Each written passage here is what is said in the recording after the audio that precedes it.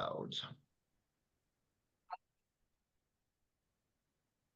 right, welcome everybody to the Pickleball Alberta Zoom call for the community/club grant that's used from SPAR that is really intended to make sure that there's a lot happening for youth and that we're making it as easy as possible, or the government's making it as easy as possible for accessibility for it.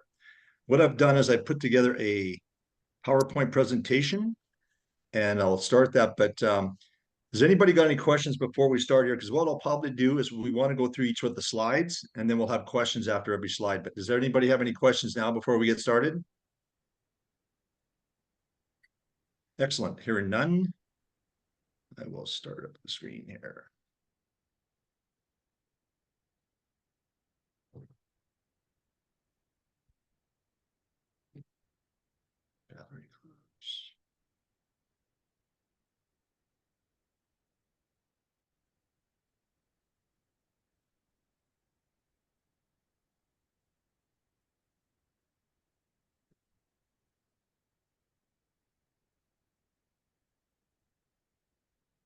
Okay, can everybody see that screen? It's good to go. Yep. Excellent. All right, so again, this is for the SPAR grant. Again, it's a government initiative from the government of Canada. Thank you, government of Alberta. And it really is just focused on the clubs. This is a grant program or a clubs program. You have to be an affiliated club of Pickleball Alberta, as we are the recognized.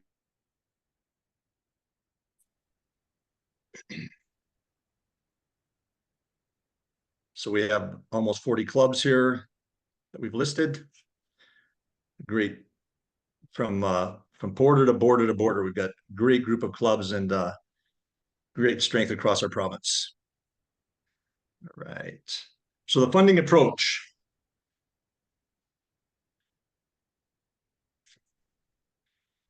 You must be affiliated with Pickleball Alberta.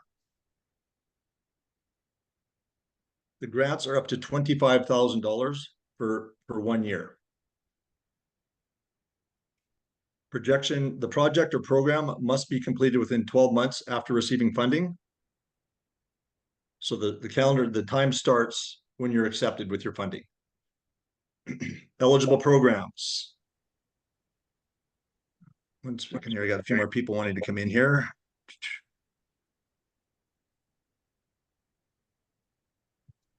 Okay, programs and projects may include but are not limited to the following. Enhancing or expanding existing sport and active recreational programming for children and youth. So the key takeaway on this point is you have to have an existing junior program or youth program. And if you don't have a junior, let me ask the question before you answer, make sure you're unmuted. Is there anybody on the call right now that has a club that doesn't have a junior or youth program? Okay, excellent. And if you don't have one, then that's something Pickleball Alberta will help you, get started as well, so you can qualify for this program. I'm a SPAR coordinator, so I did talk to SPAR, and this is his words.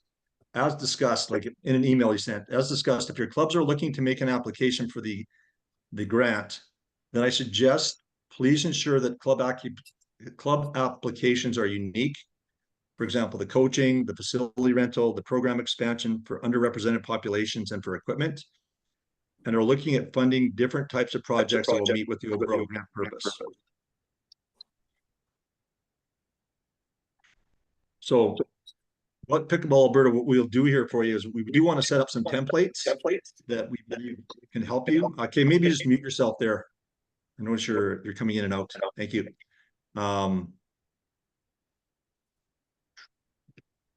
Sorry. Okay, so the overall grant purpose. The grant program addresses affordability and accessibility challenges to sport, physical activity, and recreation, which is acronym is SPAR, for Alberta kids and their families. Funding is available for nonprofit organizations, which we are, to reduce costs associated with the delivery, expansion, or enhancement of existing community level programs. Funding to address affordability and accessibility challenges for children/youth and their families to registered community level nonprofit organizations. Community level nonprofit organizations must provide confirmation of membership or affiliation from their provincial scope organization, which would be Pickleball Alberta. So again, that they're really making sure that every kid or every junior player has accessibility. Like they will even pay for travel. They will pay for equipment. They will pay for the coaching. They really want to make sure that all the youth from all parts of Alberta outreach, the outreaching areas as well, not just the urban, but also the rural areas. They will pay for the child to take a bus or whatever to come to or a cab or an Uber to come to the clinics. And what we'll do here later on in the call is we're going to go through the Zoom with the Zoom. I'm going to go actually into the registration process or the application process, and you'll see different things that you'll be able to put in that they've set up for the budget and for revenue and expense. Eligible expenses. Costs for staffing associated with only the direct delivery of the specific program, i.e. administrators, program leaders, instructors, coaches, and officials. So as in the HOTSHOTS program, we're paying for our coaches. Instructors could maybe be somebody that's a volunteer that maybe we're going to be paying them so much as well. But I think a key takeaway here is a lot of our boards already and our volunteers are doing a lot of work in many areas of the club. If we're going to have somebody administrate have this program, let's pay an administrator. The government will put the money forward for an administrator for this program. And it's not just as, to line up the schedules and, check out the registrations, but it's also, you really want to make sure that you're maintaining the correct records. So when at the end of the program, you're going to have to report back to the government on what monies you received and also what monies and expenses you had. So it's good to, if the government's going to pay us for doing that, let's make sure we're taking advantage of that. And that's one thing pickleball's got to get better at, I believe, and I know there's a few others in the game and on the board that believe in that. We're a sport that has to start paying people to help us out because we're really so heavily weighing on our volunteers. Training needs of staff and volunteers to increase program delivery capacity. Facility rental costs for non-owned or leased venues. I know some of the clubs in the winter, if you're going to run the program in the winter time, they rent out gyms or they'll rent out churches that have pickleball courts. So again, this program pays for the rental costs for those facilities. The equipment costs essential to program delivery, similar to the HOTSHOTS program where we deliver the paddles, the glasses, and the caps. That's something again that this program will pay for. And Pickleball Alberta, that's one of the, at the end here, you'll see the different places we believe we can help you out, and we can help you source out equipment for discounts or different people that we've used very successfully. Participant apparel, uniforms, jerseys, warm-ups, etc. Costs must not exceed 15% of the overall budget.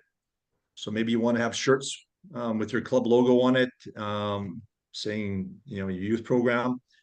Pick the HOTSHOTS program, we gave away caps.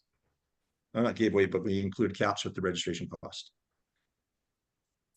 Program promotion costs, printing brochures, posters, and local community advertising, excluding all media advertising and website developments. Costs must not exceed 5% of the overall budget. Again, if you want to get some posters professionally done up, again, this grant will pay for that. Any questions on this slide? Fairly important one. Okay. Yes, I have a question. Yes, Chanel. Are these numbers negotiable at all? Are they firm entrenched in the program? My question being that the advertising cost at 5% seems quite low. We've run a couple of programs so far this summer, and we found that the advertising has worked very effectively, but we do need to spend money on advertising to promote the program. Okay, so like if you, that would be almost like $1,200, like at 5% would be $1,200. That wouldn't cover the advertising costs that you're looking at doing? Well, we don't know yet. We haven't developed the program yet, but I'm just thinking that so far our largest cost for running our intro program was advertising. Yep. Yeah, go ahead, Jill. Sorry, for those of you guys that don't know me, I'm Jill Groves Richard. I'm, moving between two last names right now. I'm the president. I have quite a bit of experience with these types of grants, so I'm happy to chime in here. So I would say, first of all, that 5%, when you report back is firm. So if you have any expenditures above that 5%, that would be at the expense of your club. However, what I would also suggest is that Pickleball Alberta can take on a leadership role in that department and give you marketing templates and that sort of thing. And if there are enough of our member clubs that are aligned in the types of programs, or even if there's different, we might be able to take on a central role marketing everyone's junior programs and helping to absorb some of the resources plus the expense to send people like to a central location where they can then look for their local programs.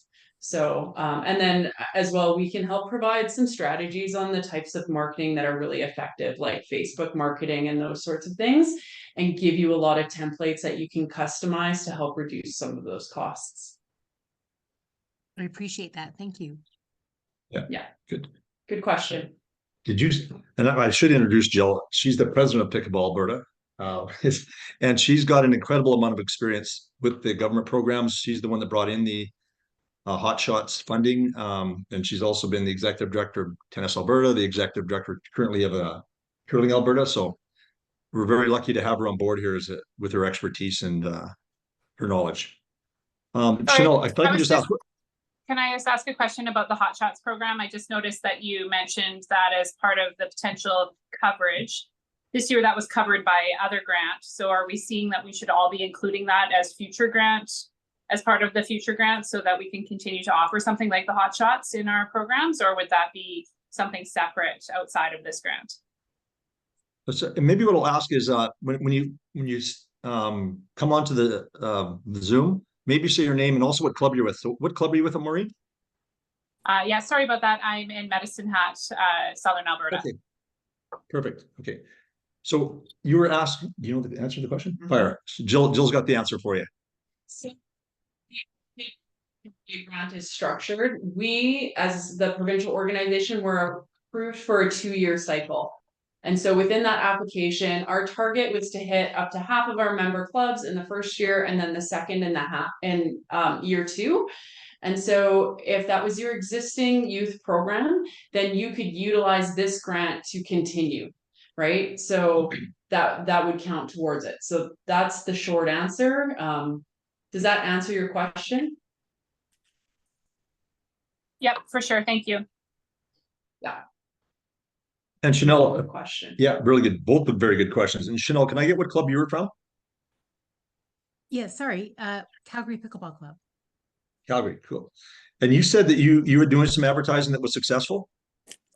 Yes, I found the Facebook advertising was actually quite successful for us. We filled our 2 sessions based on the advertising. Wow, fantastic. Well, you might be coming on the committee here, Chanel. So All right, sign me up. yeah, great to hear that success. Excellent. All right, on to the next slide. Oh, here we go. Just a few more here. Again, mentioning the transportation, local transportation costs related to program delivery. Again, that can be for coaches, it can be for the participants. Eligible expenses incurred after July 31st, 2024, if the application is successful. So if you are doing some programs that started in August and you really don't get your funding until maybe say September, October, that you're approved, any expenses you have after July 31st, you are eligible to go back and recover through the grant. Okay, just as important are the eligible ones, the ineligible expenses. Funding cannot be used for expenses related to any project that is deemed not to meet the purpose of this grant program that we went through earlier. the development launching of a new project or program. So, sorry, Valerie, go ahead. Valerie, just wait until I'm done the slide, all right? Sure. I recognize you from the video. Great job, by the way. Thank you. Projects related to facility upgrades, renovations, or construction. Okay, and that's it. All right, Valerie, your question. Yes, Valerie Cox from the Medicine Hat Pickleball Club. Going back to the local transportation costs related to program delivery, would that include, let's say if we could get an NCCP instructor to come from Calgary to Medicine Hat, would that be considered local traffic? Local transportation?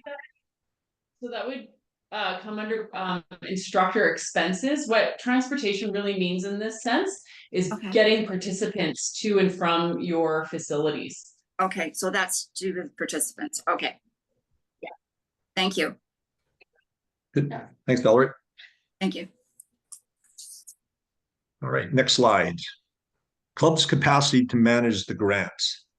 Here, I think what the government here is looking for is, do you have the capacity and capability of managing grant? They don't want to give money out to somebody that really doesn't know how to manage it or handle it or / report on it.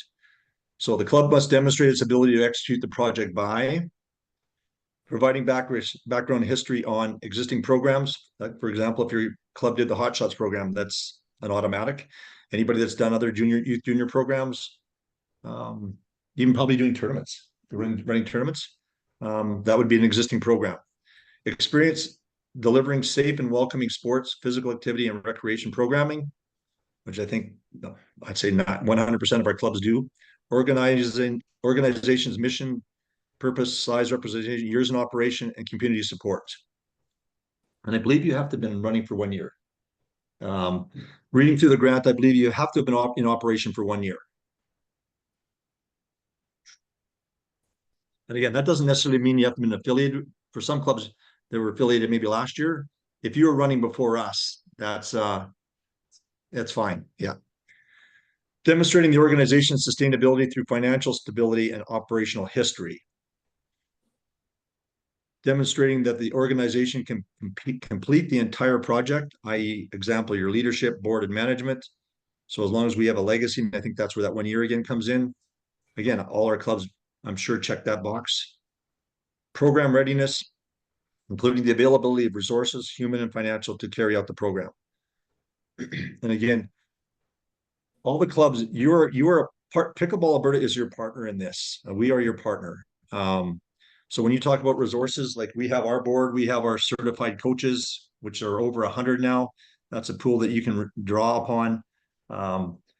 Many of those things that we can help you with, we are more than ready to stand up and help you out for this. Oh, sorry. Any questions on that slide?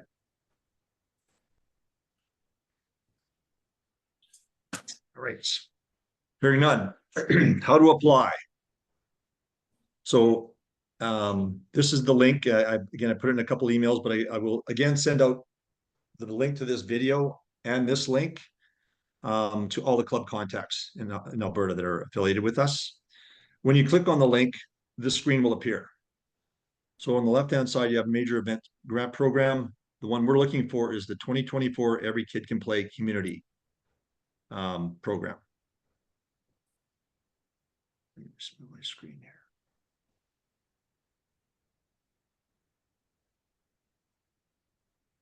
The second screen that shows up is confirming that you're looking at this 2024 Every Kid Can Play, and then you want to click on apply. There it shows you when the grant opened up, which is June 18th, which is when it was announced, and then July 31st at midnight, the application must be submitted and completed in full.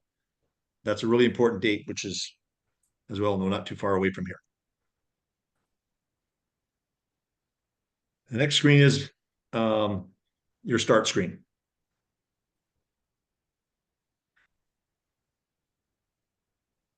So what I'm going to do is actually go into the website here now.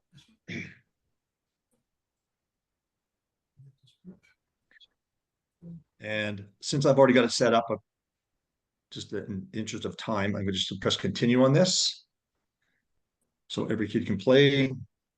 Sorry guys to interrupt. My screen is lagging behind now. Are you guys seeing the grant application itself now or no?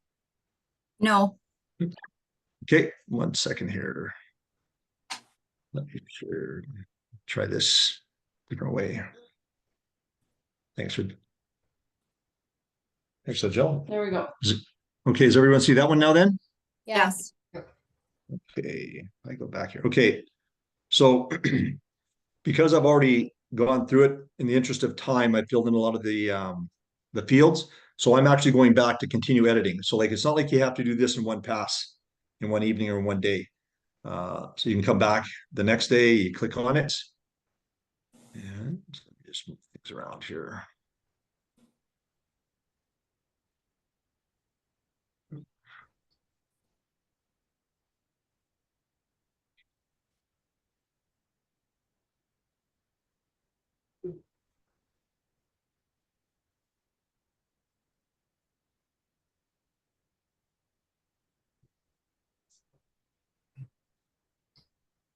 Okay, so this will be the first screen that you'll see when you start the application process. And it's the program budget. So it shows you the first field is the grant request. So I would suggest that everybody put in the maximum of $25,000.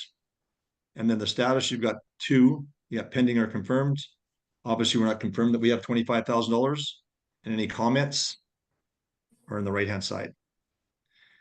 Any other government of Alberta funding that you're receiving would go in here. I'll ask the question, does anybody have any casino funding or bingo funding? no. No. Did somebody, That's the next webinar, people. did somebody say they had casino funding? No, not from me. No. Yeah, no, I'm with you. No. Yeah, that's again, another one of Jill's many super skills. She's familiar with the casino and also the raffling, as anybody that's going to the provincials. And if you're not going to provincials, you can go it online. Tickets, go to Pickle.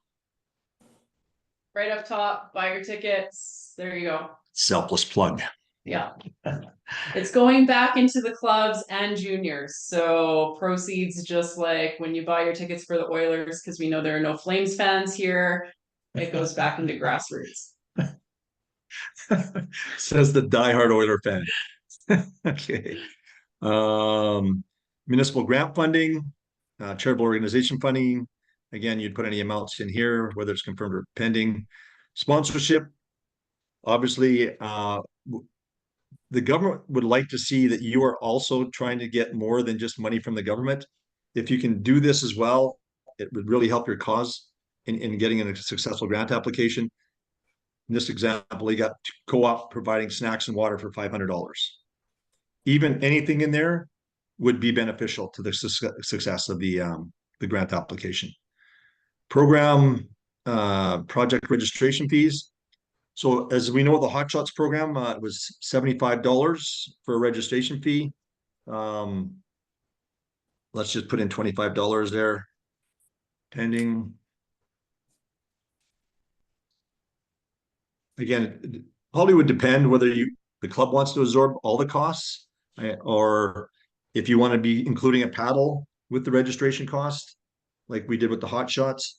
I think we the registration cost was $75 plus $25 for the membership, and they were getting almost $200 plus of equipment, which included safety glasses. Yeah, Do you Joe? mind if I Yeah, please. jump in there? Yeah. If at all possible, of course, you know, you guys have the autonomy to run your own businesses as you see fit for your own unique circumstances. However, if I can, you know, emphasize a key message is that you are delivering value and a service, even though it's youth and potentially even underrepresented populations, there's still value there.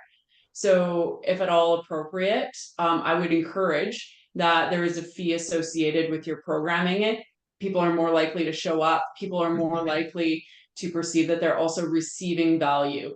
So if you need any recommendations around what those fees should be, you know, given the hours, given, you know, the quality of certified coaches, those sorts of things, then we can definitely recommend what those registration fees should look like, especially with comparison to other sports. So we still definitely want to be competitive and reduce that barrier. But of course, I would definitely advocate for some sort of registration fees. That's my plug. Yes, good. No, and I will say there's a subconscious thing to that as well. I had a software business for 30 years. When I charged $500 for my software, people didn't really I'm not sure the word is respect, but once I started charging up to $5,000, $6,000, I had as many sales, and people really appreciated the software. It's some sort of a psychological thing, but and I think there's something too we have to move past again in pickleball. The people that have done a successful job at that are the people that are making paddles. When I started pickleball in 2018, the highest paddle I could buy was $90. Now I think it's over 300. You can buy paddles, and people are buying them. So there is that shift happening in our game right now, and I think it has to happen as well throughout the administration and at the club level. All right, so this is actually the total here. So if I put in, we had 20 people at $50, we'd have $1,000. Can I interrupt for a second? It's Anita with the Strathcona Yes, Anita. Pickleball Club. Yes. As you're putting the program together, we're assuming that we would get, let's say, 15 kids. So if we did the 15 for the membership and then 15 for registration, and what happens if we only end up with 12 kids or 8 kids that take the program? That's honestly, will that's they- fine. I would just say, just be realistic. That will not affect the amount of grant that you get. The government will not ask for any money back. The only way that they will ask for money back is if you don't deliver on the program, or you change the parameters like beyond the purpose of the grant. So if you tell them that you're going to get it for, community level junior programming, and you spend it on a senior tournament, they're going to ask for it back. But I mean, a budget is a best guess, and they're going to allow you to apply the funding against your real expenses, though. They will look less at the revenue. Does that make sense? Okay, so then let me re-ask the question. If we're putting forward the budget and we're basing it on 12 kids for revenue, they're giving us the $25,000, and we end up with 4 kids, they're not going to come back and say, this was a quarter of the program you had promised. No. Yep. No, There will be in the accountability report, though. They will ask for your insight as to why that was, right? So like, why did you get less than expected? What were the circumstances? Was it bad weather? Was it, you had chicken pox run through the hockey team that you invited, whatever it was. But yeah. Okay, thank you. Yep. And I also think, Anita, if we look the other way too, if you said you're going to have 12 and you got 24, they wouldn't say, well, hey, you made too much money, we're not going to give you as much because you made more money on the or the registration fees. So again, it's a budget. And yeah. Good question. Kirk, I have a question. Yes, Valerie. Val from Medicine Hat. 2 questions. And this may not be the right question for this particular time, but we do teaching of pickleball all year. So we go into the schools. Can we use any of that grant money? Like, can we build our grant on a portion of the school services that we provide? Like, for example, we sure do need to buy nets. And the only time we ever use nets is when we go into the school, and they're pretty ratty. Is it possible, like, is it that kind of an expense that we can use against that grant? All day, Val. Jill's got 2 thumbs up on that one. Yeah. Okay. Yeah, 100%. That's really good. That's really good to hear. Thank you. Yeah, I think any cost to the game and delivering the program, right, is even if it's taping the lines, Val. Okay. Like it's yeah. Honestly, I would encourage you guys to think outside the box. And like, just because it's built around one program, right? So we're delivering a youth program, they'll probably, need soccer balls to warm up with. They might need agility ladders. They might need spot markers. those sorts of things. And that equipment stays with the club. And for sure, the majority of the use of that equipment will happen with the youth. But it could be things that are also utilized by other members of the club, right? So think additional benefit to your club as well. Absolutely. Good, Sorry, good just question, Val. Sorry, it's Maureen again. Medicine Yes, Hat, we're yes, being Maureen, very yeah. vocal. We're being very vocal tonight. Valerie and I have lots of That's thoughts. Just a question around like timeline on the grant, because I know that it's an end of July deadline. And one of the things that we've been sort of throwing around between sort of our committee members is around inclusion of underrepresented populations, including our new Canadian population. So we have a new Canadian that's in our club this year. We would really like to expand that opportunity. We're looking at partnering with another organization in Medicine Hat. That takes time. So can we have sort of some of those like visions as part of our grant application, like having that sort of inclusion, introduction to the sport for new Canadians, but it may not be fully developed by July 31st. Is that okay in the grant application? For Does that make sure. sense? And yes. And that is so strengthening when they wait out all of these applications. The more community partners that you can prove that you have on board, and you can even submit them separately, letters of support, pictures, your plans for marketing, like it all helps. So 100% yes. And they realize that you guys just don't know if this funding is coming through.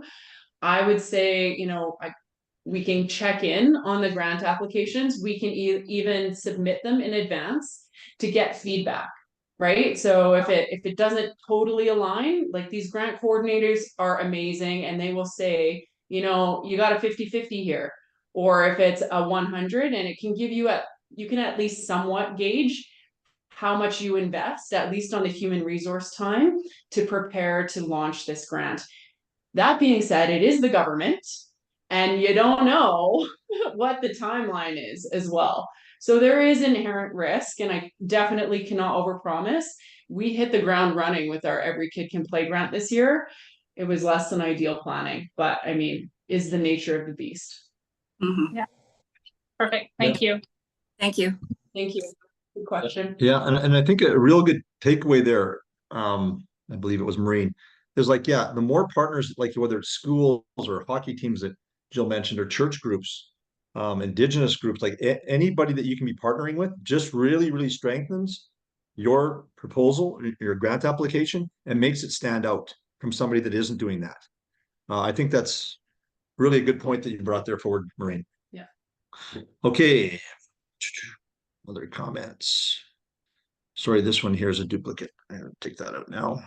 Maybe while you're just editing that, Yep. I would also just like to add that the government also really likes to see self-help.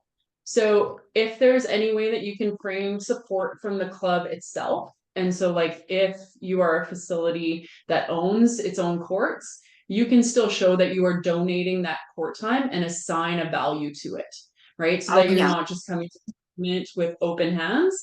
Anything you quantify, that sort of thing. So I would say try to prove some sort of self-help within this application as well. So if I can ask a question on that, like for Medicine Hat, I believe the city owns your courts, don't they, Val and Maureen? Yes, Or they does the club actually own they do own the courts, yes. But it's a partnership. We're paying mortgage on the courts too. Like a loan, you might say. Okay. Yeah, it's a partnership. So you would show that on the expense side then. Okay, perfect. You would pay for the court time. Okay, excellent, good. All right, so we have a total revenue of $27,000. It comes there and gives us the total automatically, summing up the different rows. And now we come to expenses. And we have our program administrator, and we talked about that a little bit earlier. Paying somebody to actually administer and run this program, we're going to say $5,000. Coaches, again, depending on how many people you want, but we can budget 8,000. And instructors that are maybe volunteers that are helping us out, we want to pay them as well. So we're at $1,500. That's for delivering the program. I'm not sure. Don't worry about officials. Okay, those are the different ones that are available. Okay, this is Club could an even sit in advance. So just like honestly, be creative with how you're thinking about this. And if you're not sure, just run it by us. Yeah, This no, is yeah. Anita with the Strathcona County. I have a question again. If you have an administrator that you're paying out $5,000 to do the program, are you issuing them T4s or T4As? I think that would be a T4A. Yeah. That's a question. You can find out. Yeah, find that out. Yeah.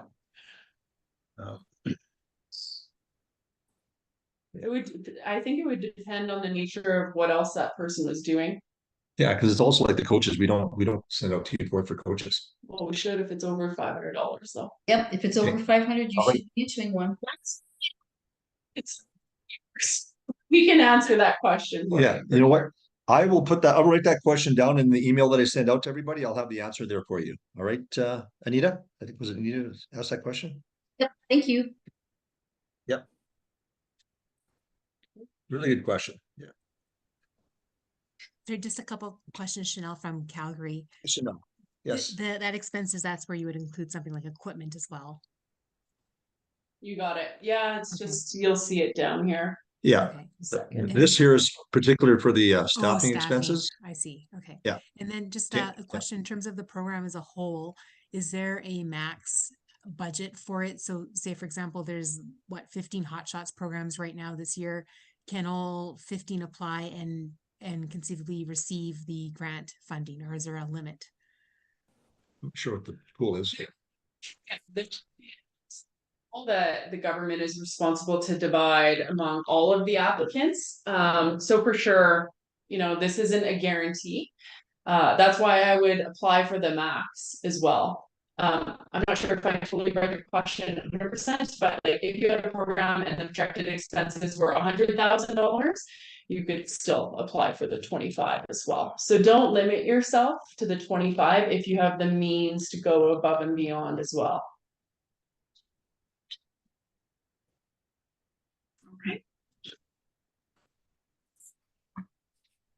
Okay. Although, okay, so also I have to say that I've been advocating very strongly that because our sport does not receive base funding at this point, purely because of history, right? So the government has a pool of funds that it divides up to the provincial sport governing bodies. Anyone that is not in the group that currently receives, it's called the Association Development Program Grant, is essentially locked out at the moment. And so I'm advocating very aggressively with the provincial government to say that's not fair. We are the fastest growing sport in this province and we are receiving no base funding. You better come to the table when we knock on the door for grants like this. And so I seem to be getting some traction there, but the more applications we can put in to prove that we're interested and we're active and we're engaged with the government, the stronger our voice is going to be. Easier to advocate. If there's a club down the road that isn't on this call and they're not planning on applying, please, it's going to help all of us access more over the long term. No, that is good. That's good information. That's the government really needs to know that we're a going concern. And we have a membership, and membership vote people in for officials for the government. And I know this legacy isn't just for party, but they will listen. Numbers and numbers talk. So training expenses, for example, if you want to train some staff or your volunteers, you put in your amount there. Let's just train our volunteers. Programs, $100.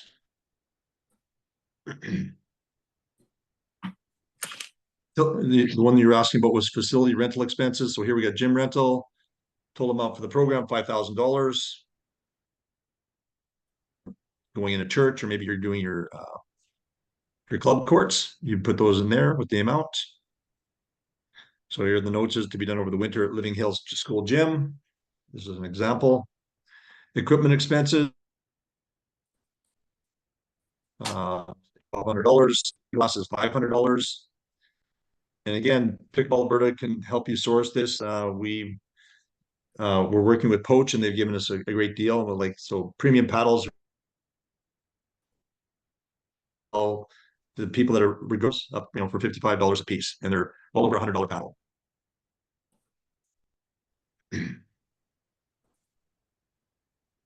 Or there's an apparel if you want to get them a shirt, cap, and maybe coaches get a hat.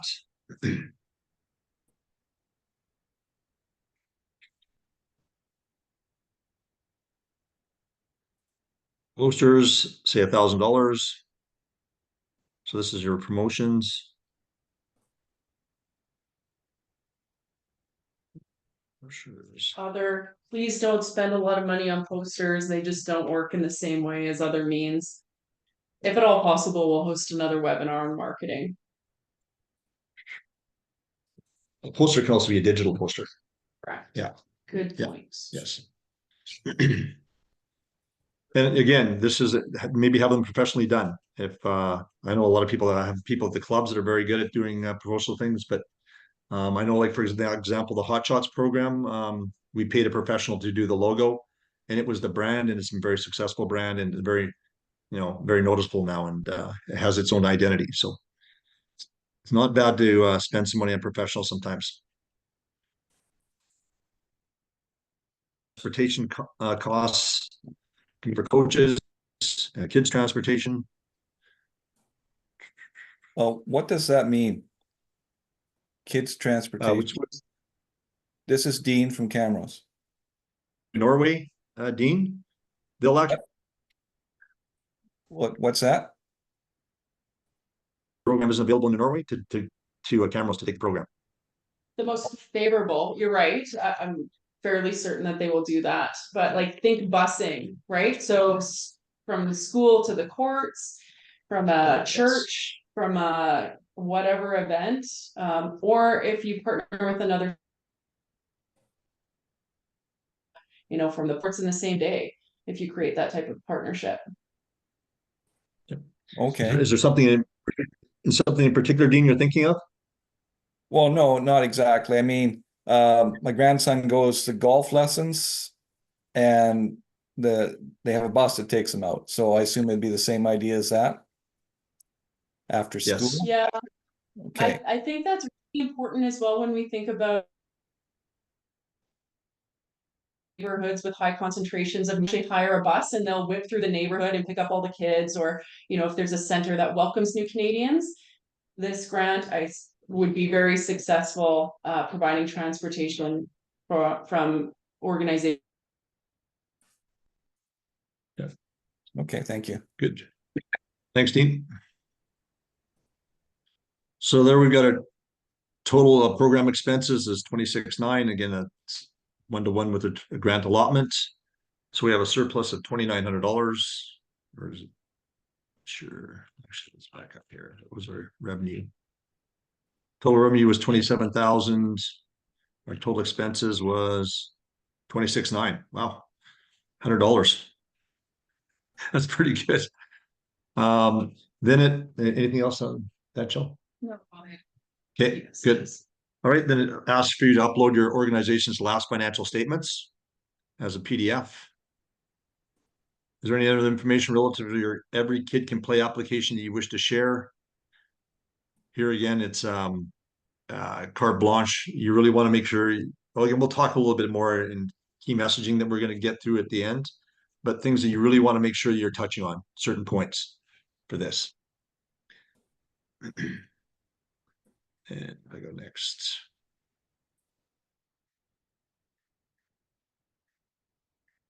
Okay, do we want to talk about confirmation membership? We can. This next section might be a little bit confusing, but really it's just intended to ensure that the applicants are members of the provincial governing body, and you guys all, that's applicable to all of you, so not a problem. That's what this section is. Yeah, so like here it's saying, if your organization is not a member of the provincial organization, please email if you require assistance on this task. So we are, correct? Yes, yeah. I can say this, SPAR has been, I know Jill has had many years experience with them, but when I've contacted them, they get back to me promptly, and if I ask them a question, sometimes I'm getting it back within 5 minutes. So they've been very, very good to work with, and they really want this program to succeed. Our juniors, like it's not something like they seem like they have their fists clenched and they're holding on to this money. They are really trying to make sure that the people out there are getting access to this program so they can get the juniors and the youth out moving in our community. So that's really important. Just note that they're on our side for this. Okay, so I'm going to stop the share on this, unless anybody have any questions here, just on through that process. I Again, do have a once question. all, yes, Val. Okay, so I'm looking at this and I'm thinking to myself, there's information about finances and things like that that I have not privy to. So can several people work on this application, or do I have to like ask for the information and then input it myself, or can we share that portal? Through one email address, right? One email address. So, Yeah, okay. Well, you set the program up. Then you can also have collaborators. You can invite collaborators. There's a plus sign there that Okay, says add collaborator. So like your treasurer, for example, I guess Yeah. for a financial statement, would be able Right. to go into the grant application for Medicine Hat okay, and load the PDF. just remind Okay. them to hit save. yes, okay, thank you for that. Yeah. Good. All right. I have Dean? another question. Dean Camrose. Thank you. When you talked about the fees to play in a facility, like right now we have a really good deal with the city. We're not paying the hourly rate, but would we include the hourly rate if we're going to apply for something like this? Which should be $150 an hour instead of $6 a person. Wow. Yeah. Only if it's an actual expense. So if you're not gonna get an invoice for that amount, you can't claim it from the government. Okay. Does that make sense? Well, here's the thing though, we pay per person drop in. So I don't know how we don't get it. Well, we do at the end of the month. We'd have to break it all down. Like those Yep. days. Yeah, Like- if you pay per person instead of per quarter per hour or whatever, Yes. all you can do is guess. Yeah. Well, we all you actually can do is get an guess. invoice that has how much you pay per day. So I guess we could do that, right? There you go. Yeah. Yeah. Okay. And again, it's a budget, Dean. I think, within you're keeping it within reason. I don't think they expect you, there's no way that you'll be able to know exactly when you're putting this grant together, how many people are going to be showing up. But even though Camrose is such a great club and how popular it is for your drop-in play, which I was I've been a thinking part 50.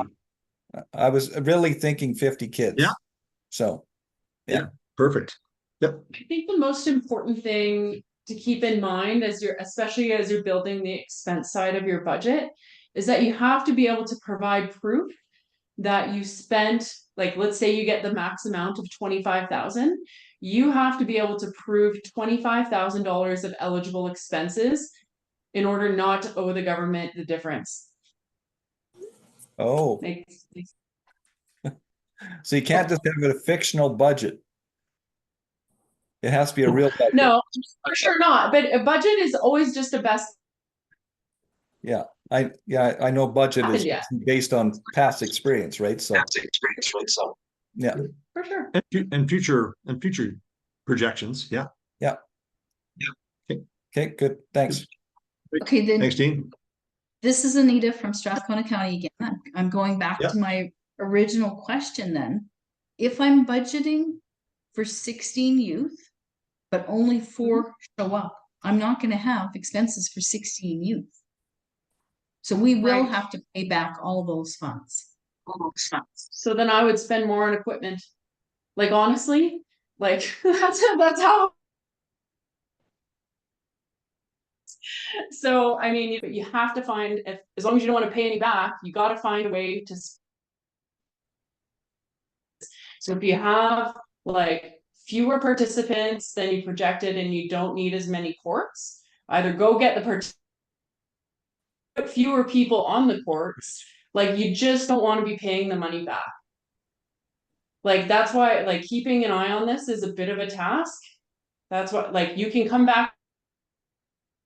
Okay, we got half the people, tell me how to adjust on the expense side, so I don't have to cut a check back. But yeah, that's exactly right, like, you massage it to find a way. Expenses at the end are more than your grant. Or like, Your actual expenses.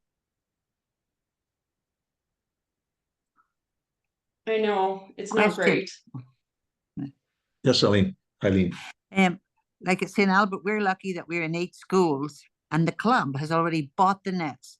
But if we were smart and we were going to continue some of the program in the schools, we would claim and buy new nets for 3 of the schools if that's where we want to deliver the program.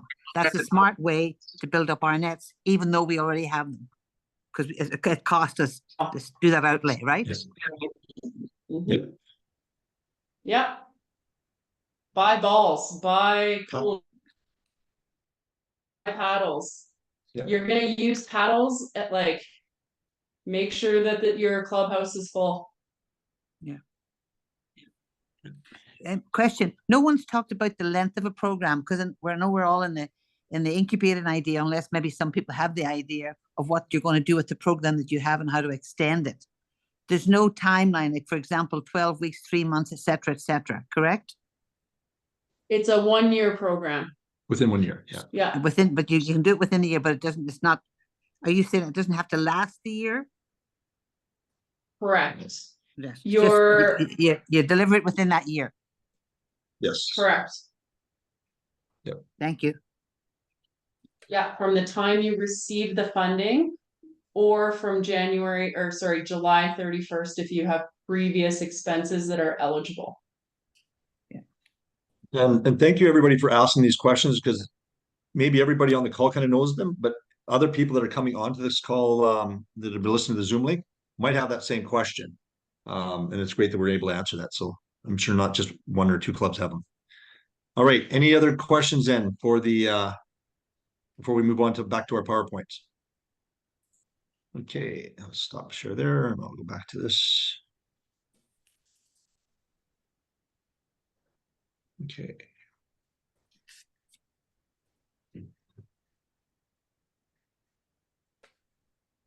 Okay, so everybody can see the PowerPoint then again? Yep. Okay. So again, when you go log back in, let's say it's a couple of days later, you log back in with your password, and here you can see over here, it's Kirk Jensen's the owner. There's the add collaborator button. I think was it Anita, or I'm not sure, Valerie was asking about that. That's where you'd add the Yes. collaborator's email address. Okay. Right, okay. Perfect.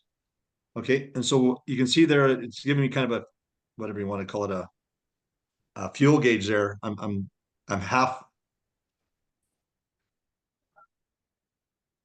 I'll just back into where I just showed you before. Anyway, I just kept all your data.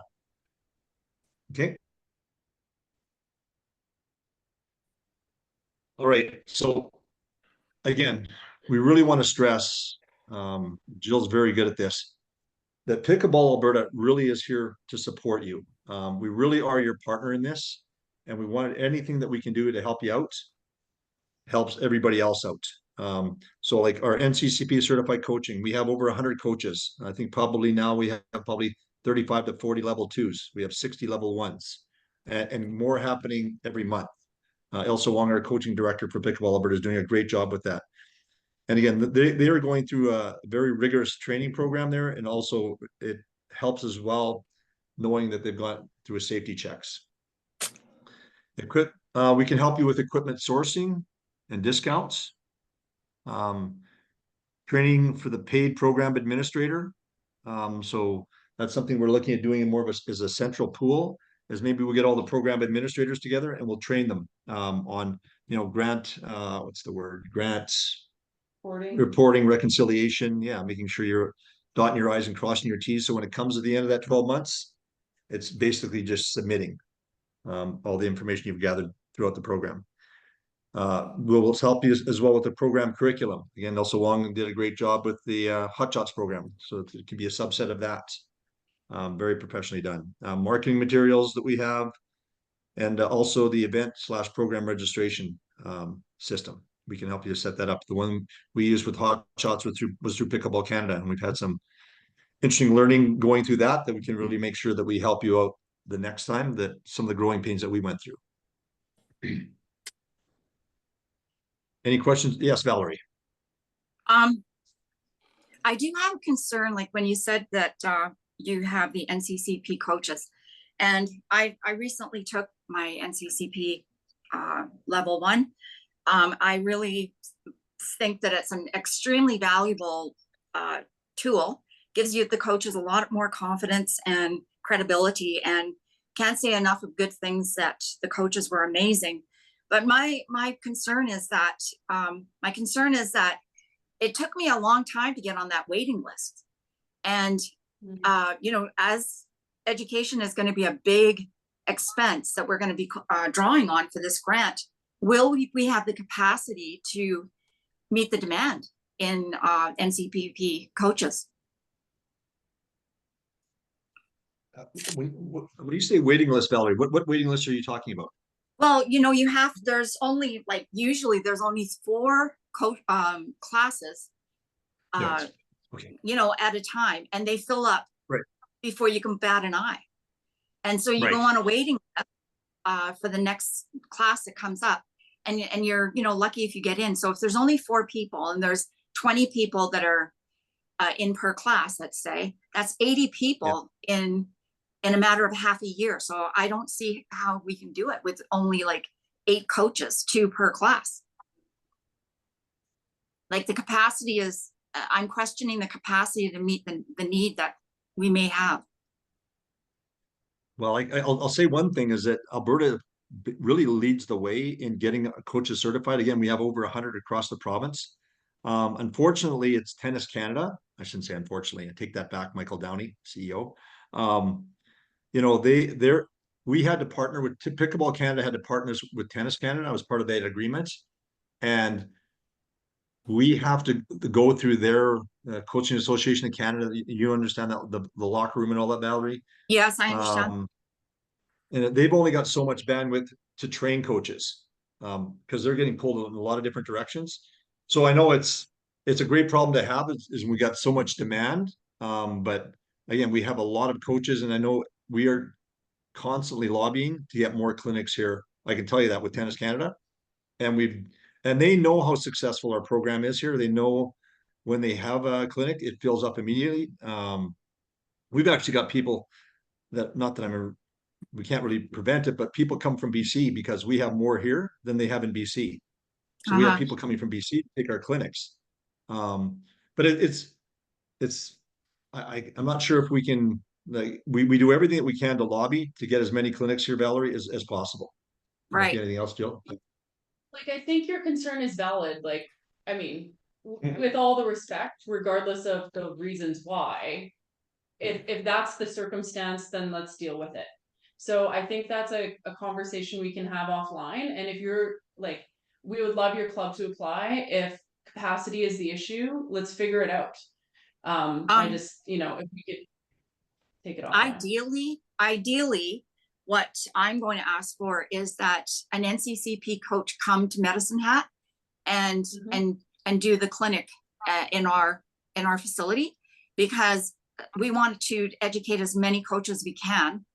And it would be actually cost effective for that one person to come instead of 20 of us going down and filling up spaces that are not going to be there. And geographically, that just makes sense in your community for sure. But is that, and again, there's very possible? There's just, yeah, and I guess, Valerie, I don't want to go too far down on this call about coaches. Maybe we can, like Jill said, take it offline, but there's only very few people that can actually do those clinics, which is part of our problem. Yeah. Right. But let's just talk about that offline, all right, Valerie? Okay, just how we can wrap that up and lobby stronger. Yeah, sure. Thank you. Okay, this is Anita with Strathcona County. So would it also cover the IPTPA certification? No, unfortunately, I shouldn't say unfortunately. I will say unfortunately. I really respect the IPTPA coaching certification. I'm actually one of them. But the only coaching program that's recognized by Sport Canada is the NCCP program, which is unfortunate. But that's just that's just the way it is. Support system in Canada is not perfect. No. Can I just add on to these questions? Chanel from Calgary. Yes, Chanel. My understanding was ILSA has a NCCP junior specific coaching program. Is that correct? I haven't heard that. I'll also look into that one. So you're saying that there's a junior program for juniors to learn coaching? I thought I read that through the HOTSHOTS program, but maybe I misread. No. Yeah, I think that was misreading. I know that we have some Okay. juniors that are actually taking the coaching program. I know there's one in St. Albert. I'm not sure. There's another great young junior, Isaac, in Medicine Hat. I'm not sure, if he's taken it, but not that I'm aware of. There's an age limit. There probably is to a certain level, but I think Jacob's 16. No, I meant, yeah. for example, IPTPA has a junior coaching certification program. So does NCCP have the same, where your Okay. coaching Sorry. is focused mostly on adults, but now you're going to have Yes. someone teaching you how to coach juniors.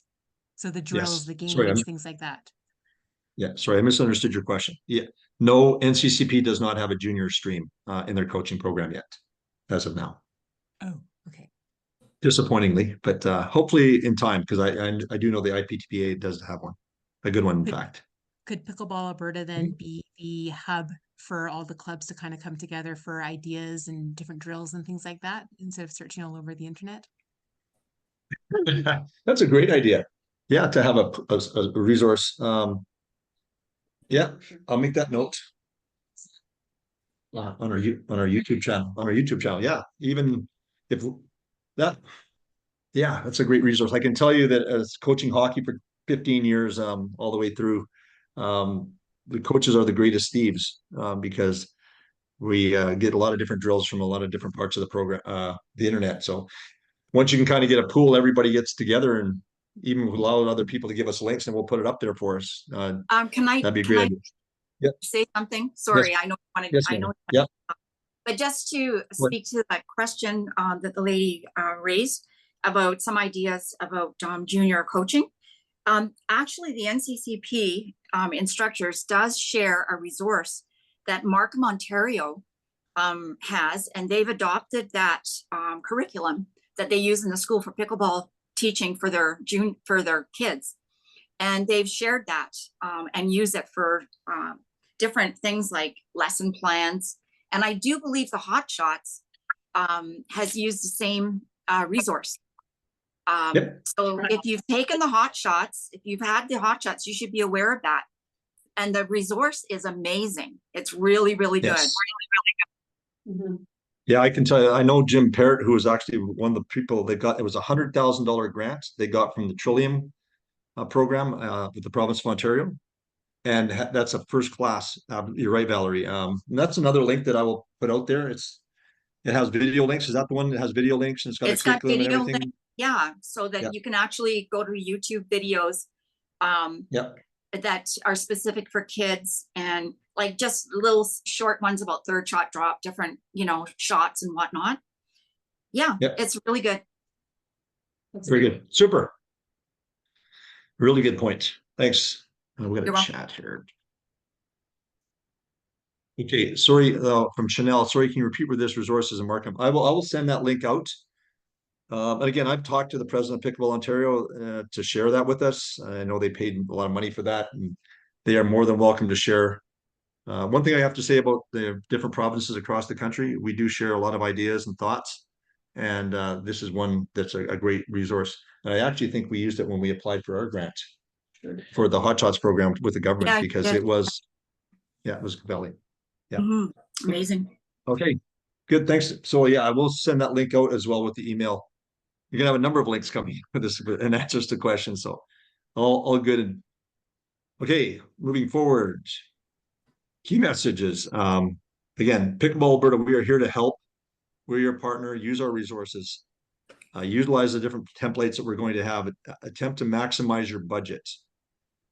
Do you want to speak more to that, Jill? Or I don't think so. I think we kind of got into that, but I would just say, be prepared to maneuver, especially on that expense side. So, if you don't know if you're going to be able to hit your facility expenses, and your club can maybe absorb if you overspend on equipment, that sort of things. And you know what, when you have your expense side ready to go, give us a call and consult with us, and we can help you massage those a little bit. But I would definitely go after the full amount if you're confident that you can deliver on the program, because you might apply for the full 25 and get 10, right? So it's not an all or none proposition. There is a sliding scale there as well. Okay. Always be focused on keywords in your application, like sustainability, accessibility to the program. I think another one would be partnerships. Like those are keywords that people that the government would like to see in your grant application that is going to make your application stand out.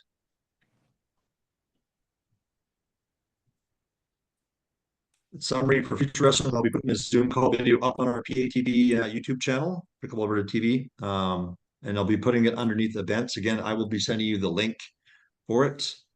And actually, I'll be sending out to all club contacts, just as I did with this invite. A key thing to remember, and I've touched on a couple times, the deadline for the grant submission is July 31st, 2024. Almost like getting ready for an exam. Maybe you can't make it perfect, but make sure you submit it, even if it's not perfect. I've had this conversation with my brother who would do essays with his professor. If he waits till it's perfect, he's probably going to get it in late, and it's going to be too late. So that's important. Yeah, I would say that, you know, SPAR will circle back to you if they have any questions on your application or if anything is missing. So definitely get it in, and I wouldn't mind just weighing in on that sustainability piece a little bit more. I would definitely include at least a few sentences about that plan. So definitely top of mind when building this application is, you know, we're going to get this funding for 1 year, but after that year, we don't want this program to go away. So are our registration fees, for example, enough to carry this program forward? The last thing we want to do is take in, you know, 100 juniors in through our door, and then the following year not be able to offer anything and have to tell them sorry, but we just don't have any opportunities for you. So if you need further advice on that, happy to provide it, but definitely make sure that you're understanding that this is a one-time injection. It is likely that this grant program will continue to be open, but again, it's a new grant, and this has never been open at the club level before. If it's successful and the government gets good feedback, it will likely continue. However, it is government and nothing is a promise there, right? So I would just definitely take that into consideration as you're building your plans. Good. Thank you, Jill. All right, that comes to the end. Does anybody else have any other questions there before we wrap it up? Just want to say thank you very much. All right. And thank you, Eileen, and thank you to all the participants, and thank you for the, oh, sorry. It's Anita from Strathcona County. Before Yes. Yep. in the presentation, can you include some boilerplate suggestions as far as the wording for the grants? Yes. And your best friend for grant applications, at least for the first go around, honestly, is ChatGPT. Like, tell it, if you're not familiar, like download the app. Kirk's laughing at me, but it's true. It will help you. I say, I have to write a grant application to the government of Alberta. This is the grant purpose. These are the keywords I want to use. This is, you know, I'm going to run an 8-week program for junior players. Answer this question for me, and it'll spit it out for you. We can absolutely provide a boilerplate, but like, that's what I'm going to do. So don't be afraid of it. Go through it. Like, you can't just, you know, copy paste, but it'll give you a really nice start because it uses those keywords really, really well. Okay, so say what that is again. Yeah. What is Actually, what I'll do, Jill, I'll go into Chat GPT and I'll do it and just include it. It's called Chat GPT. Yeah. Use it in your life. It doesn't, I don't think it makes you lazy. It just helps. Oh. It's kind of funny sometimes. It's just, it's artificial intelligence. So it can be a really good tool if you use it properly. There's a huge asterisk right there. Like, I don't rely on it for everything, but things like this where you're not maybe super familiar and it's not your wheelhouse, it gives you a really nice starting point. I'll say I used it for the first time about a month ago, and it is scary what small bit of information it is you put into it and what it spits out. And you also say, you have to say what you are. I am the president of a pickleball club. I want to write a grant application, and this is what I need to have and represent. And it tells you from the president's point of view, and it writes it all out for you, like 2 or 3 paragraphs. It's Use it for marketing your club. Say, hey, my club has a new 4.0 league starting on Tuesdays. Give me a marketing campaign. It'll spit it out for you. Like Wow. it's Thanks. a really nice tool. yeah, it's fairly reasonably priced too. So, yeah, One last Yeah. question from Val. yes, When will Val. sending those templates out, Kirk? Well, as we unfortunately, Your provincial, Yeah. the answer. yeah, We'll get them working on it right now. I'll get something out this week, Val, and then probably more to come early next week. And I know time is of the essence. So Yeah, yeah, thank you. okay, very good. Yeah, we'll hold his feet to the fire. Again, Yeah. Jill. Yeah. All right. Well, thank you very much, everybody. Really appreciate all the input and the synergy that we have here. We're strong because our clubs are strong and we all work together here. So it's fantastic. My email address is there, but you've also got it from the emails I've been sending out. And I do want to say good luck to all those going to the Pickleball Alberta Provincial Championships this week in Red Deer. It's going to be an exciting event, great weather, and lots going on. So thanks, everybody. The final words to you, Madam President. Oh, I was just gonna say thanks to everybody for participating. Of course, please contact us, reach out with anything. And I do have a question, like if it would be helpful for this group to get together again, we're open to that. If there's common questions or anything like that. Or if you guys want to start just a chat amongst yourselves or share your own applications, we can facilitate that. Other than that, Kirk did a great job of putting all of this together for you guys. So thanks, a big thanks to Kirk and the team here. And I know Della supported, I think, as well. So high fives all around. Please apply. Don't miss the deadline. Yes. See you hopefully in Red Deer. Thank Okay. you. Thank you, guys. Bye. All right. Good night, Bye. everyone. Good Good night. night. Bye. Bye.